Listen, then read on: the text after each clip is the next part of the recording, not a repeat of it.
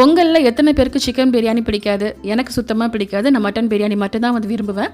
But இந்த மாதிரி நீங்கள் ட்ரை பண்ணிங்கன்னா சிக்கன் பிரியாணி நிச்சயமாக உங்களுக்குமே ரொம்ப பிடிக்கும்.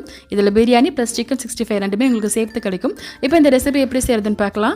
இந்த பிரியாணி பண்ணுறதுக்கு நான் 3/4 கிலோ அளவுக்கு பாஸ்மதி அரிசி எடுத்திருக்கேன். ப்ளஸ் அதோடு சேர்த்து ஒரு 3/4 கிலோ சிக்கன் எடுத்திருக்கேன். இந்த சிக்கன் அப்படியே ஒரு பேனுக்கு மாற்றிட்டு சிக்கன் முங்குற அளவுக்கு தண்ணியும் தேவையான உப்பும் சேர்த்துக்கோங்க.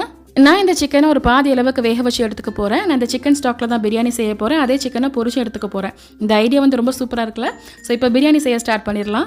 ஆஸ் யூஸ்வல் நம்ம எப்போவும் பிரியாணி செய்கிற மாதிரி தான். நீங்கள் எப்போ என்ன மாதிரி பிரியாணி செய்வீங்களோ அதே மாதிரி இதை செஞ்சுக்கலாம். நான் வந்து ஒரு பேனில் எண்ணெய் சேர்த்துட்டு பட்டை, கிராம்பு, ஏலக்காய், அப்புறம் பே லீவ்ஸ் இதெல்லாம் சேர்த்துருக்கேன். நான் வந்து அரிசிக்கு பாதி அளவுக்கு வெங்காயம் சேர்ப்பேன். ஒரு 300 கிராம் அளவுக்கு வெங்காயம் சேர்த்துருக்கேன். வெங்காயம் சேர்த்து நல்லா வதக்கிட்டு ஒரு 2 ஸ்பூன் அளவுக்கு இஞ்சி பூண்டு பேஸ்ட்டு சேர்த்துருக்கேன். இஞ்சி பூண்டு விழுதோட பச்சை வாடை எல்லாமே போன பிறகு தக்காளி பழம் சேர்த்துக்கணும். நான் வெங்காயம், தக்காளி ரெண்டுமே ஒரே அளவுக்கு தான் எடுத்திருந்தேன். நான் இந்த பிரியாணிக்கு வந்து பிரியாணி மசாலா சேர்க்க போகிறேன். இது ஷானில் வரக்கூடிய சிக்கன் பிரியாணி மசாலா. நம்ம சைடில் இந்த ஷான் மசாலா வந்து அந்த அளவுக்கு ஈஸியாக கிடைக்காது. பட் நான் கொடுத்துருக்க நம்பரில் இந்த ஷானில் வரக்கூடிய எல்லா மசாலாவுமே கிடைக்கும். நீங்கள் ஆர்டர் பண்ணிக்கலாம். இப்போ நான் இதில் புதினா மல்லி வந்து சேர்த்துக்கிறேன். எனக்கு எப்படி சிக்கன் பிரியாணி பிடிக்காதோ அதே மாதிரி பிரியாணிக்கு மசாலா சேர்க்கிறதும் சுத்தமாக பிடிக்காது. பட் இந்த ஷானில் வரக்கூடிய பிரியாணி மசாலா ரொம்பவே நல்லாயிருக்கும். ஸோ இந்த மசாலாவிலேருந்து கொஞ்சமாக சேர்த்து நல்லா வதக்கி விட்டுக்கிட்டேன். இப்போ சிக்கனும் வந்து பாதி அளவுக்கு வெந்துருச்சு. இந்த தண்ணியை மட்டும் தனியாக எடுத்து வச்சுக்கிட்டேன். நான் இந்த கப்பில் 1 கப் அளவுக்கு அரிசி எடுத்திருந்தேன். எனக்கு 1 கப் அளவுக்கு சிக்கன் ஸ்டாக் வந்து கிடச்சிது. மீதி 3/4 கப் அளவுக்கு தேங்காய் பால் வந்து சேர்த்துக்கிட்டேன். ரெடிமேட் பால் இருந்துச்சு. நான் அதில் வந்து கொஞ்சமாக தண்ணி ஊற்றி மிக்ஸ் பண்ணிவிட்டு இந்த தேங்காய் பாலையும் வந்து ஊற்றிக்கிட்டேன். ஸோ நான் 1 கப் அரிசிக்கு 1.25 கப் அளவுக்கு தண்ணி சேர்த்துருக்கேன். இப்போ இந்த பிரியாணி மசாலா இன்னும் கொஞ்சம் அதிகமாக சேர்த்துருக்கேன். நான் வேறு எந்த மசாலாவுமே சேர்க்கலை. இந்த பிரியாணி மசாலாலேயும் உப்பு இருக்கும். ஸோ நான் உப்பு வந்து தனியாக சேர்க்கலை. ஆனம் கொதிக்கிறதுக்குள்ளே சிக்கனையும் மேரினேஷன் பண்ணிக்கலாம். அந்த பிரியாணி மசாலா கொஞ்சமாக சேர்த்துட்டு ஒரு டேபிள் ஸ்பூன் அளவுக்கு இஞ்சி பூண்டு பேஸ்ட்டு, அப்புறம் வந்து கொஞ்சமாக லெமன் ஜூஸ் வந்து சேர்த்துருக்கேன்.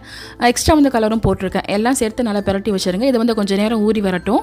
நீங்கள் பிரியாணிக்கு என்ன மசாலா யூஸ் பண்ணுறீங்களோ அதே மசாலா வந்து சிக்கன் பொரிக்கிறதுக்கு யூஸ் பண்ணிக்கோங்க. இப்போ இந்த ஆனம் வந்து நல்லா கொதிச்சு வந்துருச்சு. இந்த டைமில் அரிசியை வந்து சேர்த்துக்கலாம். அரிசியை சேர்த்து நல்லா கலந்து விட்டு மூடி போட்டு வச்சுருங்க. ஒரு 10 நிமிஷம் கழிச்சு ஓப்பன் பண்ணுறேன். ஆனமும் அரிசியும் வந்து ஒரே அளவுக்கு வந்துருச்சு. இந்த டைமில் வந்து தம் போட்டுக்கலாம்.